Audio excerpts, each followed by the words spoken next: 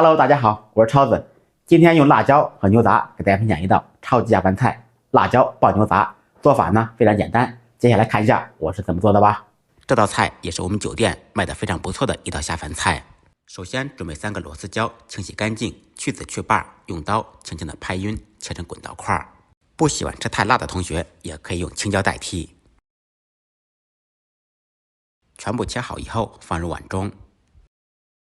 再来1个红椒，切刀切成长段，搭配颜色。小料准备1小勺生姜，切成薄片。4、5粒大蒜，趁其不备将其拍匀，拍匀即可，不用剁碎。再准备牛杂，我选用这种有机排酸牛杂，免清洗更方便。锅中缩水，放入牛杂，放入一点去香增腥的料酒。开大火烧开锅，开锅以后转开中火炖半个小时，也可以用高压锅压10分钟。煮牛杂时无需放过多的调料。煮好以后捞出控水备用。另起锅，锅烧热，放入辣椒，在锅中煸炒。开中火在锅中煸炒2分钟，把辣椒炒出虎皮。期间可以放入一点盐入下底味。煸炒边用勺子按压，这样更容易炒出虎皮。炒好以后盛出，放入碗中备用。另起锅，锅烧热，放少许油，油热以后放入姜片、大蒜，在锅中煸炒。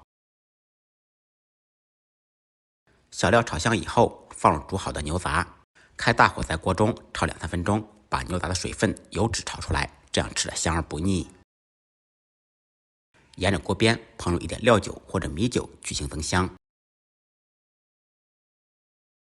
少许味极鲜酱油，烹出酱香味。开大火继续翻炒，动作要快，姿势要帅。2分钟以后再调味，放入适量的毛毛盐。不吃味精的同学放入一点鸡精，继续翻炒均匀。胡椒粉稍微多放一点，放入刚才煸炒好的辣椒，沿着锅边再烹入一点生抽，提前提味。出锅之前烹入一点锅边醋，减剂增香，大火翻炒均匀，起锅装盘。